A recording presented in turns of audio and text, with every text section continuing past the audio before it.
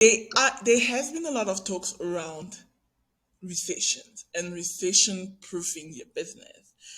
And today's discussion is kind of paraphrasing from that place. If you are going to recession proof your business, you are not just going to want to be serving the same clients you've been serving. This is a time where you are going to have to diversify your business and branch out horizontally to enable you to bring in more revenue. Because what you do, this is something that I learned in risk management when I was studying finance, is that by dispersing the risks, you actually, I forgot the name to how to say it, but my French is acting up right now as well in the back of my head. So you amortization. I'm trying to say amortization. I'm trying to find a single word. Forgive me. But you by spreading it that thin, you actually limit the risk of your business going under. Today is springboarding from that discussion of dispersing your risks and spreading them, so and your baskets, not putting all your eggs in one basket, you know the terminology, so that you can bring in more revenue into your business. And that is by bringing in another client. And one of the biggest clients that you can score is a government client. Now, today we are talking with Dr. Kizzy Parks, who is a government GovCon known in the US, government contracting expert and mentor. And a lot of this can be extrapolated with different countries, whether you're in Kenya, whether you are in Nigeria, whether you are in South Africa, whether you are in Europe, whether you are in Australia. A lot of these things can be extrapolated. Um, Also, you have to understand that doing business with the government is completely different than doing business with private entities. And the level at which you have to operate is completely different. It's not the same thing. Okay? So you have to understand that. Secondly, you are going to have the patience of a god when you are dealing with government. And she touches on that in the discussion that we are having. Having worked with people from different parts of the world on that, I'm telling you, it's quite possible to branch into government contracting and really go from 0 to 100 quite quickly or as slowly as you can. You either bring the help of support. Our business does that. We support businesses that are trying to get into government contracting, in doing the business development for them so that they can actually get more deals. So we work on the pipeline on their behalf. This is some of the back end services that we offer to other businesses, as well as either if you're going to do it, you want to get a mentor because we work on a consulting basis. Whereas you also have mentors such as Dr. Kizzy, who teaches you everything. So you either get a mentor, teaches you and you do it yourself, or you get a consulting firm like our own, where we actually become your business development team and do all the setting up and all the sourcing on your behalf. So there are different way, like proposal writing and everything. So there are different way you want to be looking at that. Okay, so that is something you have to think about. How you're going to want to do it. Are you going to be doing it alone? It can be overwhelming. The process can be overwhelming if you are trying to do it. Or are you going to outsource doing it and then you service the contract? And there are different ways business development firms can come in your business. So if you are looking for such to know a little bit more about that, you want to reach out to me, you want to book a consultation, so the link below. Let's have a conversation on how we can support you like that. But on this note, I'll leave the details to reach Dr. Kizzy in the description box and let me know. Reach out to me on LinkedIn and let me know what you thought of this episode. And if you have any suggestion for episodes for next year, because we are bringing a lot more diversity into the podcast and into the channel. So we are doing things differently. So you notice that we are changing it up. We're not longer just focusing on the online business space. So if you have any suggestion, you have any topic, that you want to us to speak on? Do you have any suggestions for guests as well? So let me know. So on this note, don't forget to like, subscribe, share. Y'all not gonna keep it for yourself. Come on, like we all trying to make that money. So share and let's all get to the goal of making money. On this note, see you on the inside. This is Biz with Tanya, brought to you by Wiz Digital Academy, a show for business athletes and online bosses who are ready to take up. So, in the meantime, as everybody is here, I wanted to give Dr. Kizzy the platform to be able to tell you guys a little bit about her story. I love to do this because um, I often find that when people share their stories, it gives others hope. Because if when you hear a story, she was $200,000 in debt and how she started, I think you will actually realize that you have a lot of opportunity. So Dr. Kizzy, thank you for being here. Can you maybe share a little bit with people in the room how you got started with government contracts? Yeah, and thank you all so much for having me. I appreciate it, especially we're all on different time zones all over this beautiful world, which is fantastic. So I was at work and I was walking down the hallway, and out of nowhere, the director of research, he like popped up in this cubicle land and was like, "Hey, Kizzy, I heard you're graduating soon. I want to keep you on as a contractor."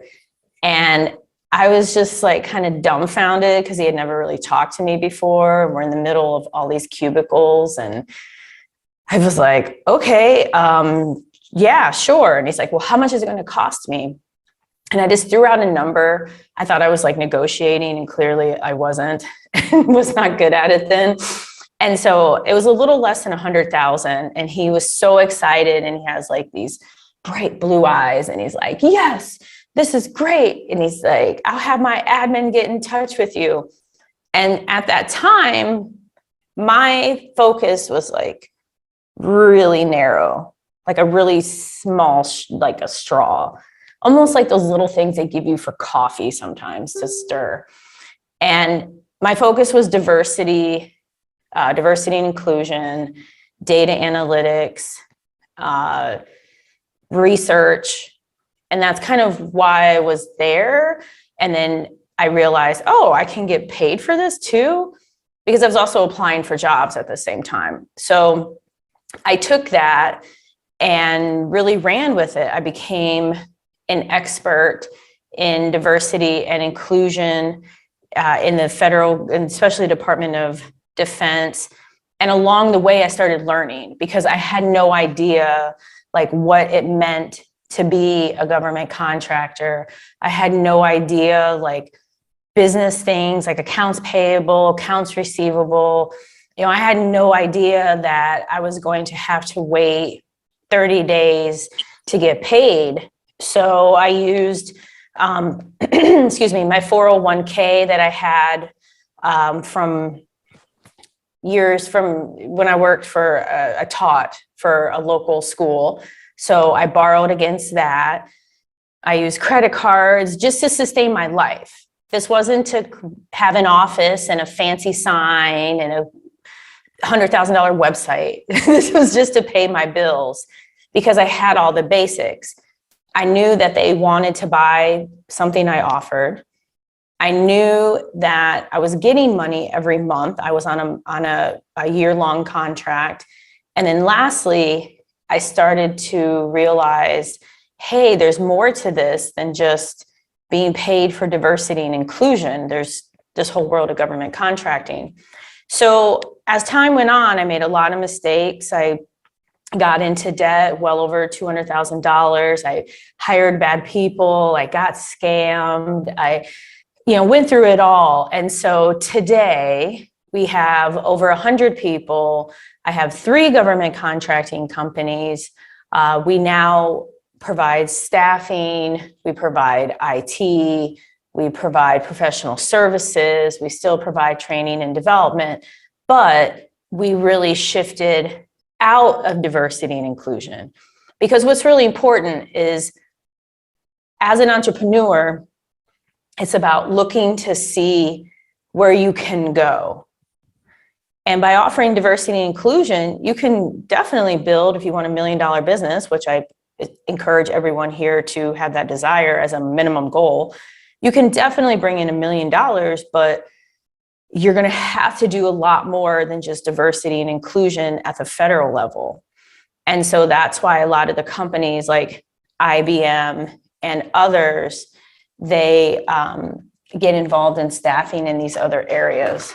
So that's kind of where we are. We're based out of Florida, and I have team members all over the United States. Amazing. You actually kind of already jumped into one of the questions that I got from somebody that couldn't make it today. And their question was, because they are a coach, they offer coaching services, executive coaching. And one of the questions that they had was, do they only have to offer the area of expertise as to the government? Because one thing I saw was you, because when I recently was working on with a government contractor, and they reached out to me like, Tanya, I need your help. Can you help make sense of this information? Now, load the amount of information that I had to get through was a problem. And thank God we now live in a world where we can just research. And I typed government contracting, American government contracting, and I started going through a lot of information. Then your channel popped up. Yay. And I started looking at it. I'm like, finally, somebody that explains it and it makes sense, and it wasn't just the fluff, it was actually making sense, and I could understand and help my client. And this is often what I believe is the problem, that is an issue, and one of the reasons that I actually invited you, because you spoke in a way that made sense to anybody that wasn't into government contracting. And for that, first of all, I want to thank you, because you saved me a whole lot of time, because it's not easy. It's not. It is not easy to make sense of the information.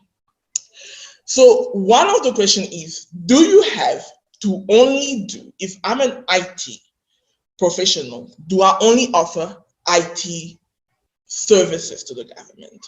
Can I diversify? Can I offer other things? And also, what are the dangers? Because recently, in one of your recent videos, you actually spoke about the dangers of not specializing. So just if you could maybe touch on that, and what would be in the dangers if you are going to diversify. Okay, I love this. And thank you so much. I'm glad that the channel was of help, and I shared the link to the channel. Have tons of awesome videos. So when it comes to government contracting, here's the thing about kind of the diversification, right? Do you go really narrow, like the really tight straw, or do you do the, oh, I offer everything kind of thing? So my answer is, it's my favorite answer. It depends, okay? So let me explain. I was in a place of, I just wanted a job. I was about to be Dr. Parks. And I was like, oh, wow, I can get paid for this. So I didn't go in with a business plan and like forecasting. And I was not that person. I have come across those business owners of recent, and I've become that person, but I'm not that person. So here's the thing. Number one, it's a very safe space in federal government contracting. So the fact that I can start off in diversity and inclusion and then springboard to staffing, IT training, where else can you do that? It's amazing. The other thing is a person who I mentor and who also co-teaches for me, Marcus, he was bartending. He was an extra in movies. He's a stunt double. And he, in 3 months, has made about $500,000 in government contracts, tree trimming, fence materials, waste pickup. He has no background in these. So how I look at this is, what are you interested in really doing and how quickly do you want to do it? So if you're interested in, hey, I just want to win a contract, kind of like a proof of action, a proof of stake, I'm into crypto, like a proof of concept, right? Then I encourage you go into kind of these low risk areas. These are areas where the government may base the evaluation, meaning how they figure out who we're going to give it to, on price, or maybe you provide a couple references. And low level can be tree trimming. Sometimes it's IT, sometimes it's training. It runs the gamut, because those are going to be easier to win than mid and high level. Because sometimes the government may ask you for your profit and loss and balance sheet and the insurance package you offer your employees. Those are more high level kind of opportunities. And so it's almost like if you start a company, you want to sell wrist guards and you're like, oh, I immediately want to get into Walmart. Maybe you need to bring it down. You know, maybe you start selling a few to friends, or you take out Instagram ads. You start a brand. Now we're working our way up to getting inside a Walmart. The same is with the government. You don't just start out like, oh, I'm going to get $100 billion contract. $100 billion contracts exist. I'm not making up numbers. This is not fantasy. It's about, you got to start somewhere, and only you know where it's comfortable to start. There are people who are very narrow and do a really good job. There are people who are narrow. I had people sub to me like that, who focused in diversity or focused in training, and they would just subcontract and make 6 figures a year. There was my mentor. She started out in training, and she had this graph, and she was like, okay, so we started out in training. We're $1 million. I got a mentor. This is her talking. She's like, and then now look at us, Kizzy, we're at 20 million a year. And because she diversified and starting going into these areas where you had larger contracts, because she wanted to grow her business and sell it, which she did for, I believe, about $10 million. She sold her company. So it's, again, what's right for you. It's just the danger is, if you're too broad and you go out there, I can do everything, people are skeptical. If you're too narrow, then it's hard for people to work with you too, because they might not want or need what you're offering. So it's like, you got to be in that middle kind of ground and be flexible. I think you're lovely. So this gives me the springboard into my next question. What are the benefits? What are the pros and cons of starting to do business with the government? Okay, so I'll start with the cons first, because there's a lot of myths. Like, people will say stuff to me like it's so weird. Some people will be like, oh, you just got government contracts because you're a minority, or they just give Black people contracts. And I mean, I don't really know. I mean, maybe there's some place in the world where you get stuff because you're Black. I mean, if that's the case, then please show me where this is. Can we all just get in on that? Because that doesn't happen in the government. So let's just say this, okay? The biggest con is the fake information. I sometimes believe it's a lot like what Facebook did. I'm not sure if you all are aware of this, but there was this time where these articles would pop up like, oh my gosh, there's this horrible TikTok trend. Kids are eating pencils, and it's like, oh my gosh, TikTok's so bad. Kids are trying to hit their teachers. And it just seemed, and it was like all over the news, right? Well, apparently Facebook was behind these articles being put out there because TikTok is taking their audience, right? Because it's business at the end of the day. We're talking billions of dollars. So imagine Facebook went so far to have these articles written about TikTok. What do you think people are doing in the federal government when the government spends over $600 billion a year? Making it seem hard for you, making it seem hard for me, making it seem hard for all of us.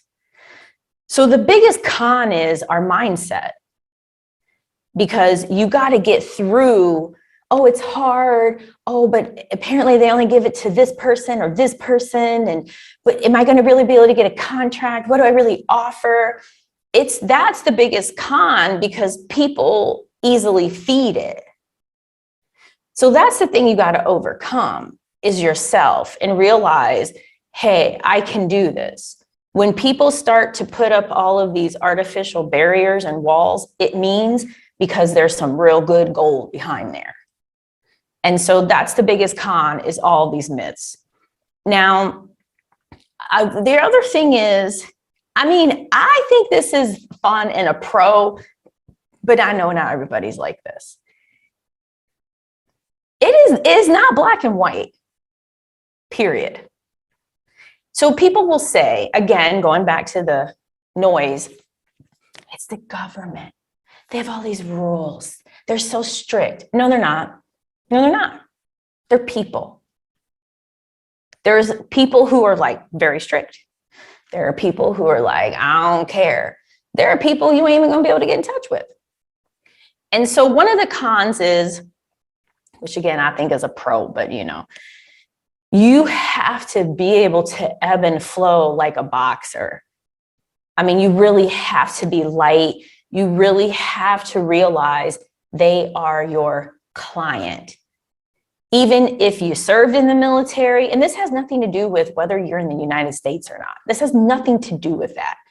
We're just talking engaging with agencies. Every single one is different. Just like every single proposal is different. I don't really, again, think it's a con, but I'm just bringing up things that people have shared with me that they think is a con. And these are things where I'm going to tell y'all in the very beginning, which I've been in this space over 15 years and have been awarded well over $50 million, well over that. And in the beginning, I found a lot of these things to be, I thought they were cons. I don't know how to write a proposal. Why would people want to pay me?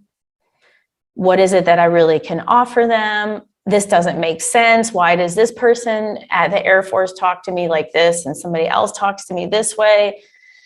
The other kind of con is, you're not paid instantly.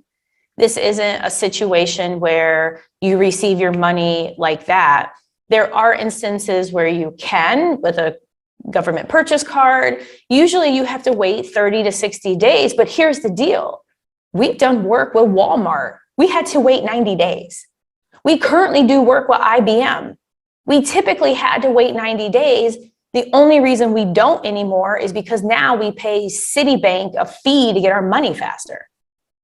So it's one of these situations where in business in general, there's cons, but it's about, are these real cons or are these things that are set up so that it distracts you so you move all over your attention from TikTok to Facebook, right? Is it really that? The pros are, excuse me, the pros happen to be that you get paid.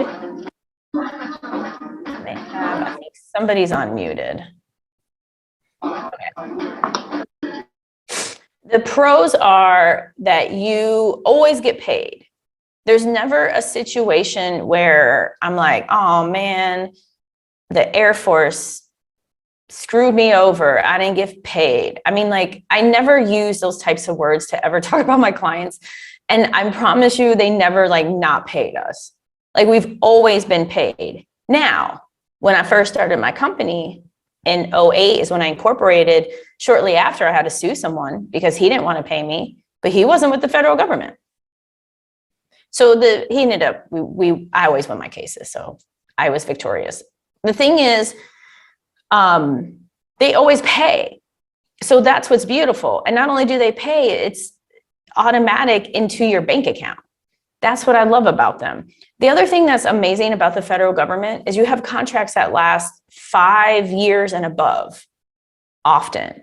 And so we have a $23 million contract, for instance, with the FDA. So every month we invoice a set amount of money, and we've been doing it for almost 5 years, and the recompete is up soon. So I don't have to worry about, oh my God, I got to get another client. Oh my gosh, this project, it's over, but what am I going to do about the holidays? Or what am I going to do about my roof or my mom or my cousin or my kid or my, I don't have to worry about these ups and downs that I did when I first started out, because I had one little area I focused in on. I don't have to worry about that. So that's a huge pro. And then the last one is you can easily diversify, y'all. I mean, it blows my mind. Like, we had a client who was like, hey, can you guys fill a warehouse position? And I was like, why can't we? I mean, I've worked in factories as a young person. And so it's one of those places where, seriously, you have big multi-billion-dollar companies who on their website, they seem like an IT firm. In reality, they're staffing Department of Justice positions, right? In addition, because they understand money, profit, long-term contracts. So that's what's really cool about the government. And you can sell services, you can sell products, you can sell technology, you can do research, there's grants. It's really open. It's just a matter of you deciding, hey, that's the path I want to go. So those are kind of what I see as the pros and cons. Thank you so much for answering that, because you already started touching on my next question, and I'm sure that people in the room would be wondering, like, how do I start? Because one thing I've learned, there are different type of orders, and the most interesting thing that I found out about America was that a small business is a business that is doing less than $30 million. And I was like, $30 million is a small business?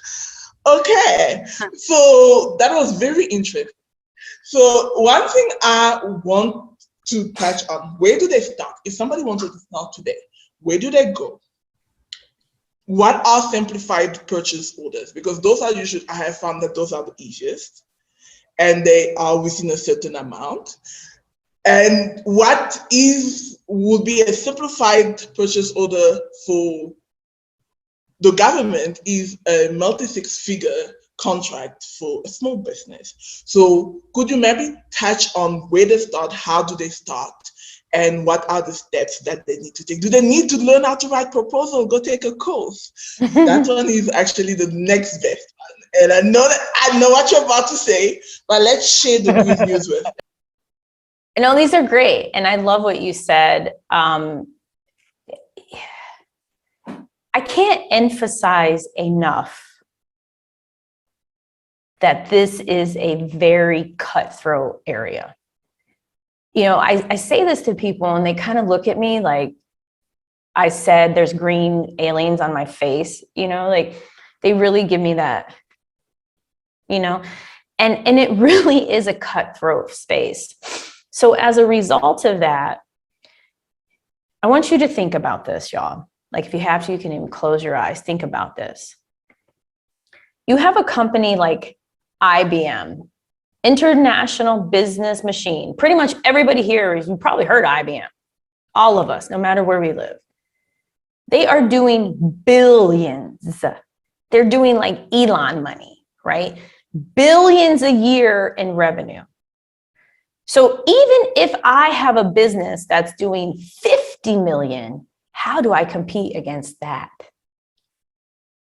How do I do that? Because in the government, you're small or you're large. That's it. That is why small seems so big. because they know once you're no longer small, you got to compete against that. You got to compete against them up there. You know what I mean? So I just wanted to put that out there. Now, and I get it. Don't worry, y'all. I like to stay small purposely because I don't want to compete against them. That's why I do work with them. I don't want to do that. I don't need to be in the NBA. I'm good. I'm good over here with my international travel gig and my sponsorship and YouTube channel. You know, these are just trying to give analogies. So you get started. Number one, you go to sam.gov, www.sam.gov. Even if your business is not in the United States, it doesn't matter. I believe you will get what's called like an N cage. I think it's N as in Nancy cage. And don't worry, sam.gov has done all the work for you. They have a whole checklist if you are not, and if your business is not headquartered in America, because something else to keep in mind, y'all, we have loopholes in America where you can get different tax benefits by having your company headquartered in another country. So there's a lot of famous companies who are not headquartered in America. So just so you're aware of that. So you can register your business, you go on sam.gov. Is it a pain in the butt? Is it going to take you some time? Yes, but you have me. That's why I shared the Facebook group. That's why I have the YouTube channel. Because again, when people start putting up barriers, it's because there's gold back there. And if you're able to get through the sam.gov process, you're going to be able to get through the, hey, can you guys get me 20,000 cases of powdered milk? And you're going to be like, of course I can. When do you need it? You know, and these are real things. This happened with one of my students. Bureaus of Prison asked him for powdered milk, butter, and margarine. And this is not his area of focus. And he's been in this industry like 5-6 months, maybe by now. So, okay. So sam.gov is where you start. You're going to apply for a UEI. If possible, I would do SAM on a tablet, on the window, on a browser. Something like that. And if you need help, Dawn or anyone else, please reach out to me. I'm going to give you my email address. I gotta get a little on top of my email, y'all. I'm not gonna lie, I've been slacking in my email, because I'm not perfect. I'm building all my empires here. So, but email me, I will get in contact with you and let me know you were on this Facebook Live. You were on this live. So, okay. sam.gov, you're going to apply for a UEI. They're going to ask you a ton of questions, and here's what you must have. If you are in America, please have a copy of your IRS EIN number. Number 2, the name on your EIN IRS form must match what you enter. You need to put in the same address. Do not use some bootleg, I'm sorry, y'all, no judgment, but please don't use some bootleg, made up virtual address. Government's gonna kick it back, y'all. You need a physical address or a virtual office that's in a real building, not some made up address that Google has, like a real address. And I say this because for real, like it will be kicked back. Everything must match. So I had one woman I'm mentoring, she had a spelling error on her IRS form. Okay, you got to enter it in incorrectly. You can do a DBA, doing business as, it all must match. I'm just giving you these tips because if not, you're going to face even more issues with SAM. They're going to ask you to upload these documents. I always advocate that you get a business license. If I had one here, I'm in my Michigan home right now, I would show you an example of it. I think it's really important to get a business license or a business tax ID. They're usually like $100. Every city and state in America differs. So I'm just speaking for US right now, okay? Because the more evidence you can show them that you're a legit business, the better. I'm about to get to that, right on. For those of you not in the US, you will go to a website and you're going to create an N cage, I believe is what it's called. And sam.gov, I'll see if I can pull it up quickly while I'm talking at the same time. sam.gov has outlined all of this for you as far as what you need to do. And when you go to sam.gov, you're going to go to entity registration. This is for everyone, regardless of where you're located. They also have a frequently asked questions area. They have a phone number. They have an email address. They're really cool people. And the best part is, if you don't get the answer you want, call back again until you talk to somebody who gives you the answer you want. It's like any other call center. Okay. Let's see. Getting started. They have an entire checklist. I think, oh no, because it's on a thing. I am going to share some things here. Here it is. I'll cut and paste. Oops, no, I won't. I'll send you the link. Open link. Okay. Of what they want. So they have an entire checklist. It's like an Adobe download. And the way it's set up, I can't share it. But when you go to sam.gov, entity registration, entity checklist, and it walks you through it. So for those of you who are not headquartered in the US, it says in cage code. If your entity is based outside of the US, you must go to the NCage request tool and request an NCage code before starting in sam.gov. So then as soon as you get that code, then you continue with the checklist. And then they share with you what they need from you. And I promise you, it's way easier than what people have made it to be. And all of those things. It's again about, if you want the pot of gold, you got to put in the effort. It's easy to be like, this is hard, or I couldn't upload my ID. Okay, I don't know what to tell you. I've been in this space for 15 years, and it's not because I'm cute and have normally pretty curly hair, but it's because I just put up with it. I understand it. I ebb and flow, right? Like I'm a boxer. So yes, you can be outside of the US and register. They're cool with that. They don't have problems with that. What they have problems with are people who don't want to persevere or listen to instruction. That is not going to lead to a good career in government contracting.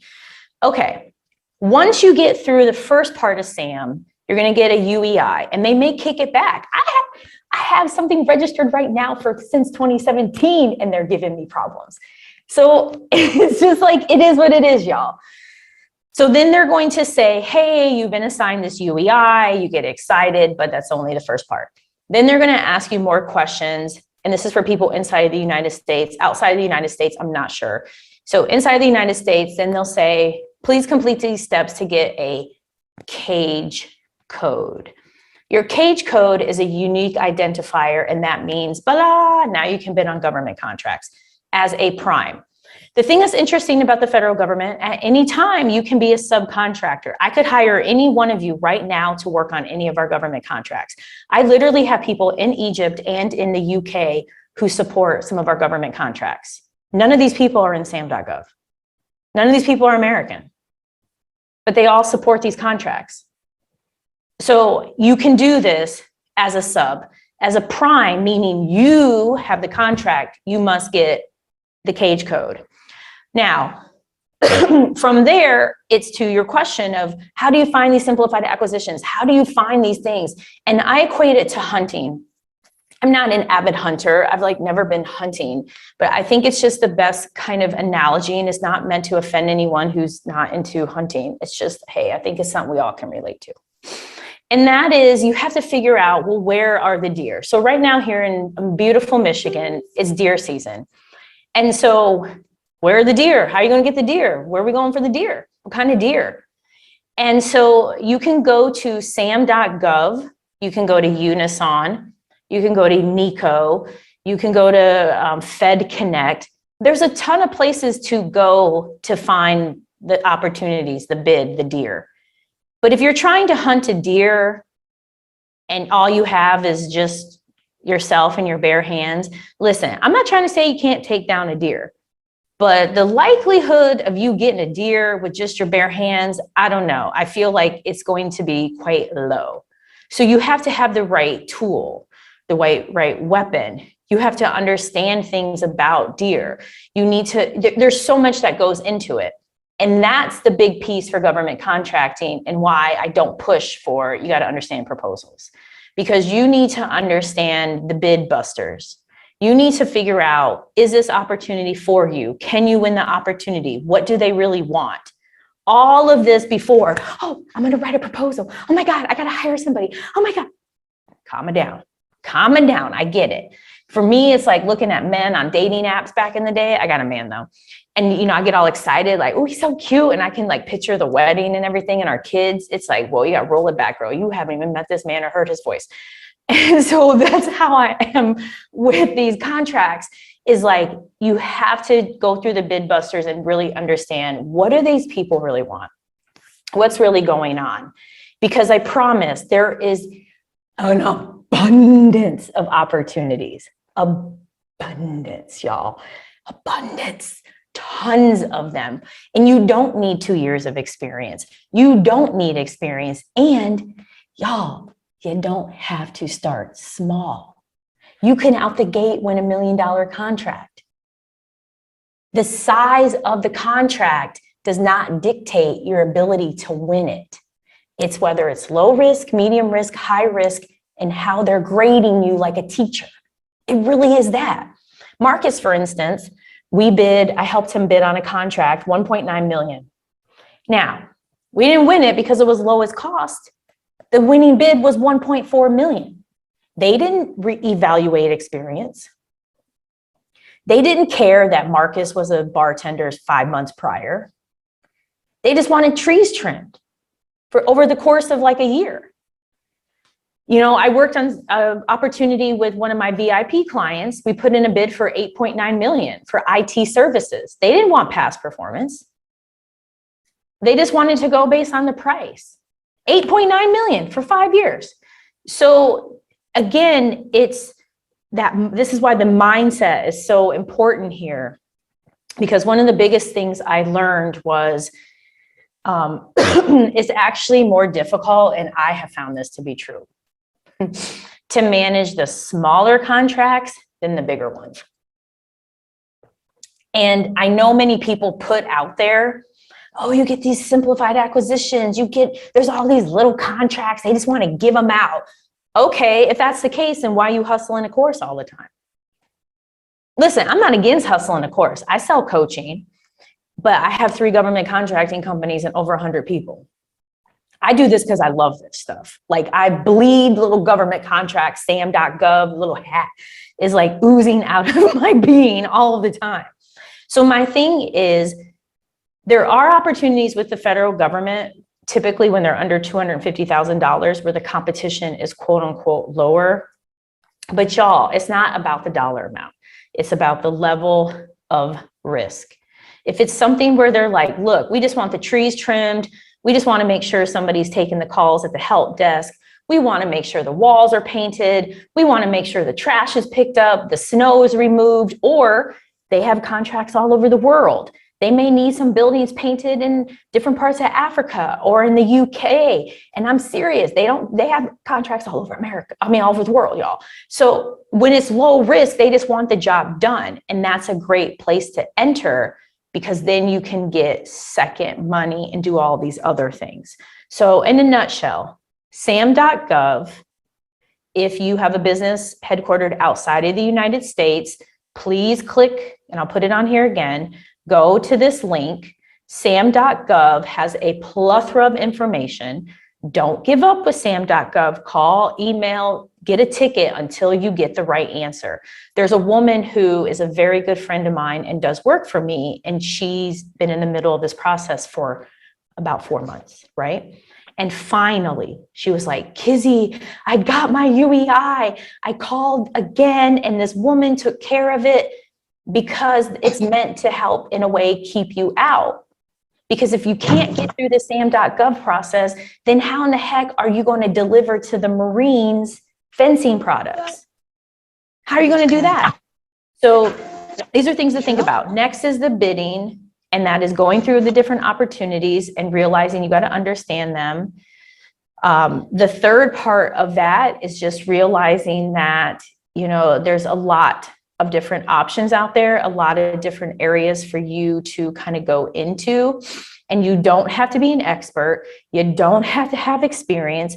It's about what area do you like? What area do you want to get paid for? What areas are going to bring you the profit that you're looking for? And I'll kind of close with this. There's a gentleman who I interviewed by the name of Jerry. He's 76, I believe. He's real cool. He's in Arkansas, and he sells $10 million of products to the VA. After the call, he was like, Kizzy, and I met him in person recently. He's like, Kizzy, we get most of our stuff from Walmart. I was like, oh my goodness, this is nuts. And so, but at the same time, I know his profit margins can be razor thin, but when you're making 10 million, that's a good life. That's a way for you to generate and create wealth. So I put that all out there just to kind of show you what's possible. I'm going to turn it back over to you because I'll just talk y'all's ear off because I really just love this space so much. Thank you, Dr. Kizzy. Thank you for sharing all that. And that's I'm not like an affiliate or anything, and anybody that knows me that has been around my brand a lot of times, I don't just give people the platform to come all in front of my community. So one of the reasons I really wanted to get Dr. Kizzy here was because out of all the information I had to help my client with, she was the one that really put it properly. It was not the fluff, it was not the sizzle and keeping the steak. Like, she explains it properly and you understand, because there's a lot of misconception, especially even with external companies. Oh no, I need to be based in America. All these things, it's myth, it's mythical. So for anybody here, we got Dr. Kizzy here. Y'all, a program is not that expensive, but it's a pretty penny. So if you have a question, she's here. She's in front of you.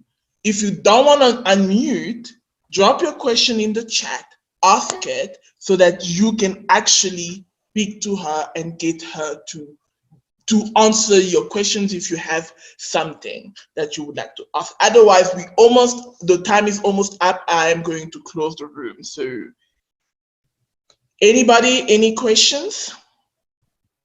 I have a question. My name is Andrea Shad.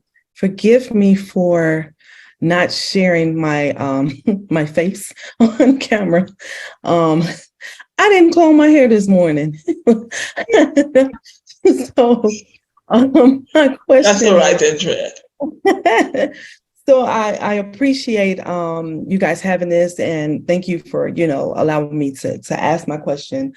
I went on sam.gov and I put in to get the number. And forgive me for not knowing what all of this is called right now. I just tried to go on sam.gov just so that I would have the correct terminology. But I guess the system is down and it's not sending me the code for me to actually get in. So they created an incident report to find my business.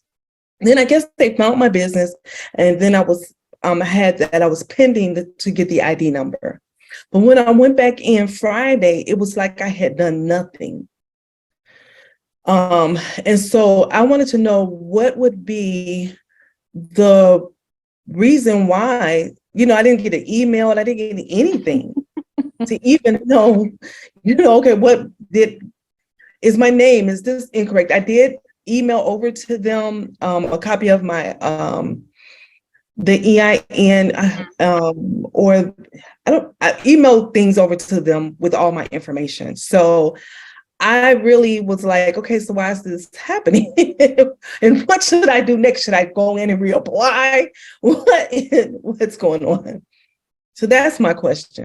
No, I love that question, Andrea. I get that question a lot. And I'm actually creating a video where I register not one, but 2 companies on SAM. So I can capture in real time just, my experience going through it. Because as I said during this, I have to revalidate it, and they just shut my company off. They were like, we made it, we turned it. I don't remember what term they used, but I was like, oh my gosh, they're so funny. they're so cute. So I first take this perspective of like, oh, they're so cute because Andrea, I mean, I know this is not what anybody wants to hear.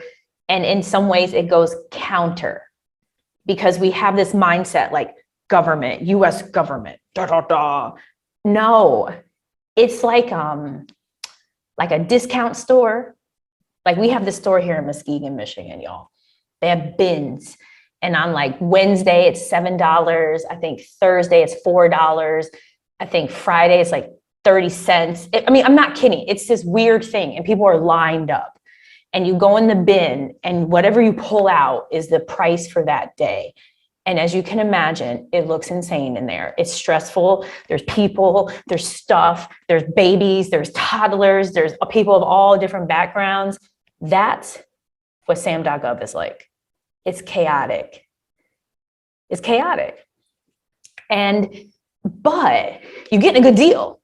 You know, my brother got me some earbuds for like $7, some good ones too.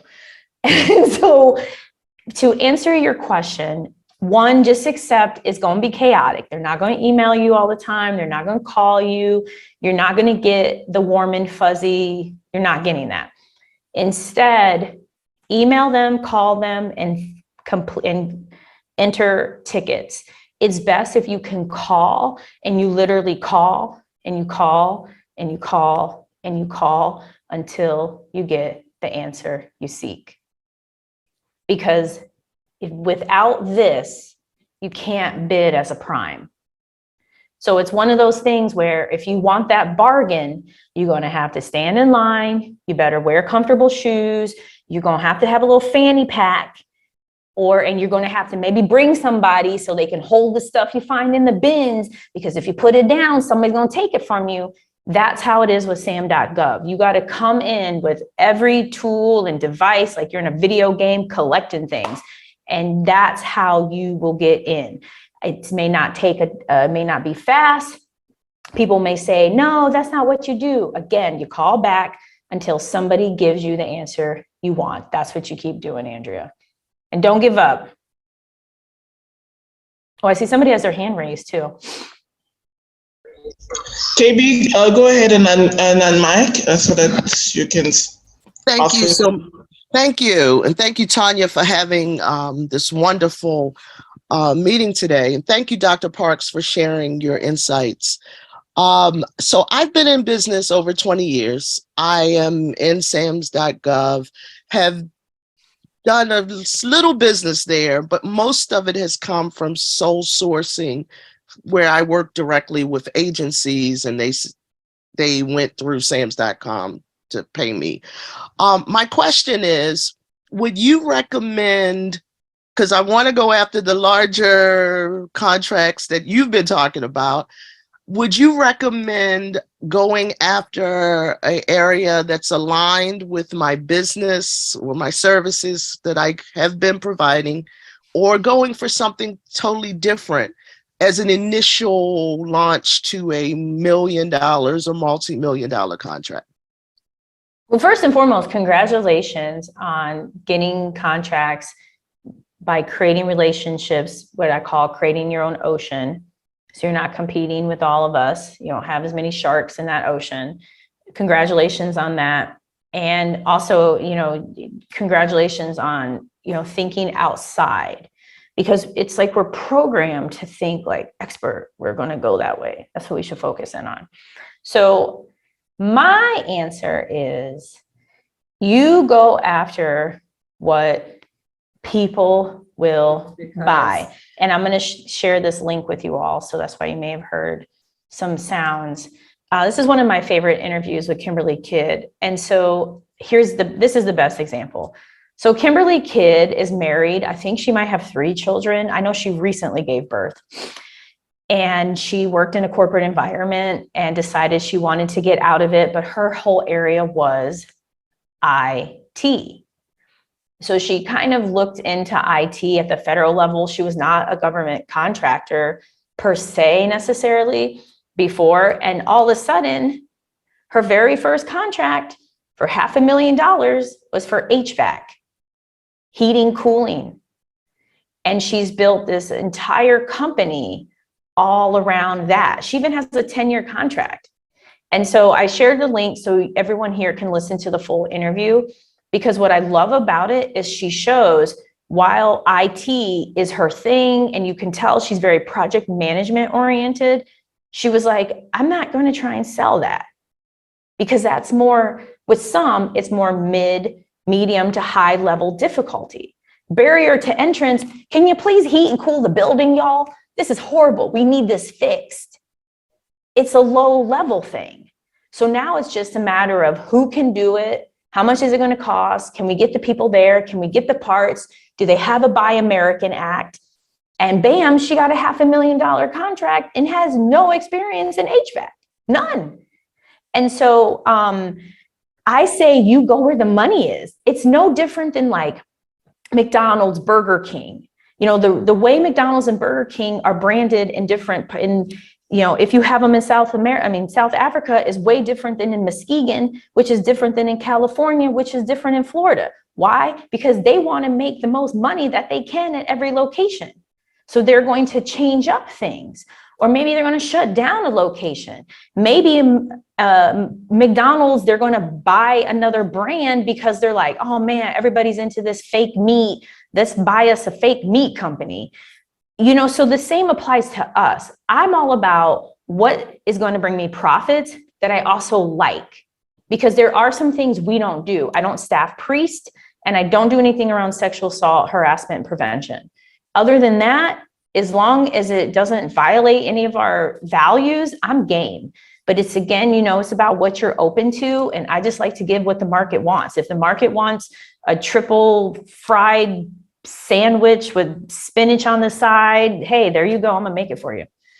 Yeah, I'm not gonna eat it, but that's just me. Okay. I hope that answers. Thank you so much. That's been very helpful. All right, thank you. Okay.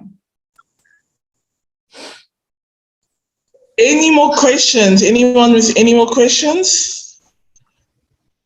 Any question? And Joseph, No I question? responded to you too. So, I just wanted to let you know I got him. Okay, cool. Awesome. okay. So, Dr. Kizzy, how do people, I know you've shared your details earlier, but some people came late. Okay. Tiffany's asking, how do we find out if an opportunity is low risk? A low risk opportunity is all about how they are grading it. It's called evaluation factors. It's how is that agency determining how they're going to give the award. That's, at the end of the day, what determines the risk level. Because usually the more stringent the requirements, the more risk there are for them. So for instance, there's some contracts where they want 20 people doing something, okay? It doesn't matter what they do. It's people. And maybe the agency will ask you for your profit and loss, your balance sheet, your benefits. Do you have a line of credit? They may even ask you for a letter from your bank.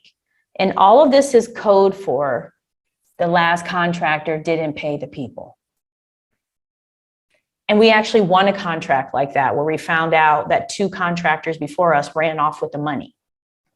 So it's high risk, because people will say, oh my gosh, I can do that. 20 people. Oh, that's so easy. You know, this is great. Even Kizzy said, dream big, everything is possible.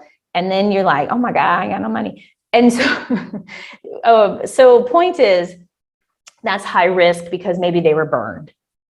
Or maybe it's high risk because they require a top secret clearance or a secret clearance, right? So these are all of the things I would consider high risk.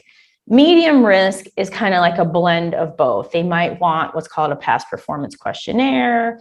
They may want from you really elaborate examples of things you've done in the past. They may want you to provide resumes. So now we're talking about you're putting in a little more resources to get those, because they want, again, for you to show proof, those receipts, that you have what they need. And then a low level is usually just they care about price, or there may be some other little factors, but it's like, we just need this done. You know, there's like this urgency, and you can easily put yourself in their position, because who wouldn't want trash picked up? Who doesn't want snow removed? Who doesn't want trees trimmed? Who doesn't want a wall painted? Who doesn't want heating and cooling? Who doesn't want portables, toilets and showers and housing, right? It's those kinds of things. So hopefully that helps you out, Tiffany. And if not, feel free to email me, join the Facebook group. I'll put that there too. And the opportunities for all businesses, all regions, you can bid on anything, anywhere, anytime. Opportunities are released on sam.gov 24 hours a day, because you have locations everywhere across the globe. So that's the really cool thing about it. A last question. I know that some people might be wondering. Okay, I just came across Dr. Parks last week, and I thank you for what you have provided. Yes, and I have to email and request her to join the group. Yes, she's wonderful. So a quick question. I know that some people will ask, because before I invited you, anybody that's been around knows that I was ranting a few weeks back on LinkedIn about RFPs and my love and hate relationships with RFPs, because most of the time you don't get paid on time, and sometimes you have to deliver before you get paid. How do people, you just want a $1 million contract, but you don't have money to pay the people that need to deliver on the contract? I know how to do it, but I just want you to share the information with the others. How do they access financing to be able to service the contract? After this, I think we will wrap up if there's no other questions. And feel free to join Dr. Parks' group, Facebook group. I think the link has been shared twice already. So yeah, I would highly recommend. Well, I love this, and I'm going to share another video on this topic too for you to check out. So here's the deal. It's kind of, you have a couple of roads. So it's like, woo, you won the contract, and then you're like, oh man, how am I going to pay for this? If it's products and services, what's nice is if you can negotiate ahead of time. Hey, I'm going to pay you when I get paid, when I win this contract, or maybe can I just put down a down payment? You're going to have to negotiate with the provider of the thing, right? And so that's kind of the approach, because typically if you're reselling like a phone case or wrist guard or medical products or whatever it is, fence products, they're going to want the money ahead of time. So negotiate to try to only put down a certain percentage and have documents signed with them ahead of time so that everybody is aware and there aren't any surprises. When it comes to staffing or services, and it could be any kind of services. When I say services, it's basically anything a human being is doing.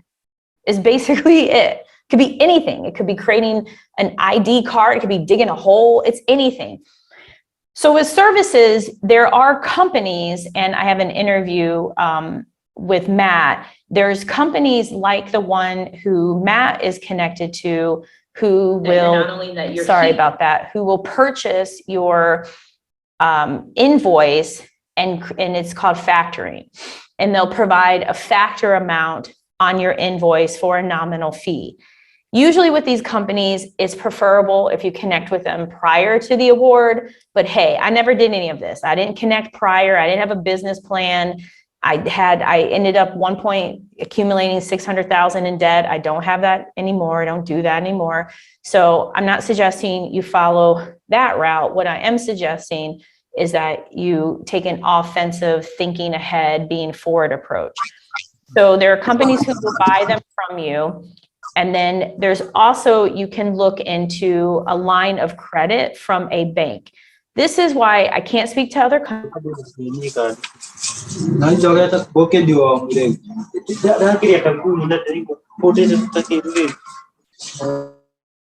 Definitely for in the US, you want to have a relationship with a smaller bank because they're going to be more apt to give you a line of credit. And sometimes you can get the line of credit like that. So for instance, we have 3 bank accounts. We have a bank account with Cogent Bank, who I'm going to share, and you don't have to be in Florida to have a Cogent bank account or anything like that. And if you're in another country, maybe they can work with you too. And if you want my point of contact, her name is Gina, I can share that. So I like small banks because they're more apt to give you a line of credit. A bigger bank, like a Bank of America, a PNC, usually they're going to want things that you may not have or may not support your case, regardless if you've won a $20 million contract. They don't care. It's business, right? Remember, a small business in comparison to an IBM is night and day. It just is dollars wise. And they want an IBM all day, every day is what they want for these bigger businesses.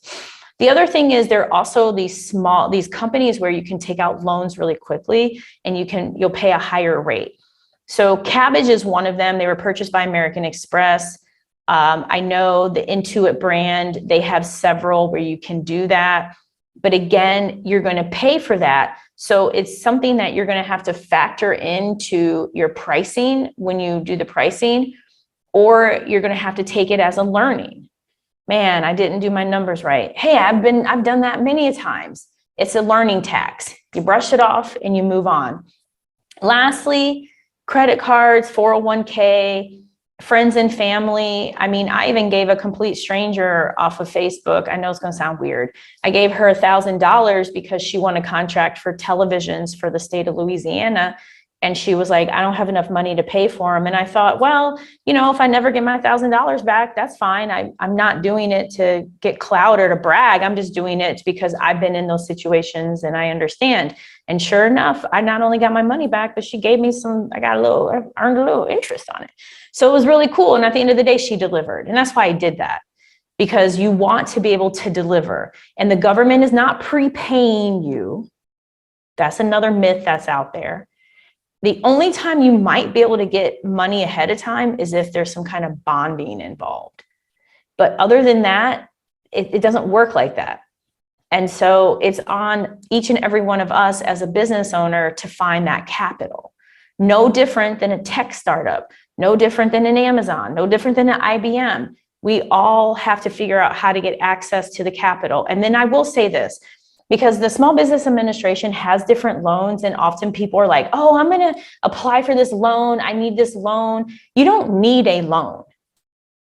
This is not something that you need to get ahead of time at all. It's about, you want to be prepared, but you don't have to take on debt. What's important is you want sales and you want long-term projects. That's what you want. So hopefully that helped. Please feel free to join the Facebook group. It's free. Please connect with me on my channel. Feel free to email me. I have a recent video up talking about funding, because that keeps coming up again and again, especially people who kind of go into this middleman approach and they think it's going to lead to riches and rainbows, and it does not for everyone. Yes, the middleman approach. Yes.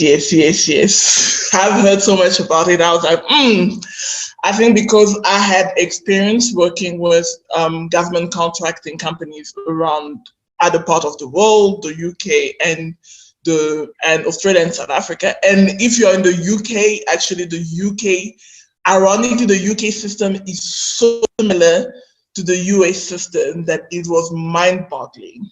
So that was something that I learned, that the middleman approach, you actually might not make the money that you desire, and you are going to be hustling. So you do not want to be doing business privately and then get into government contracting to hustle.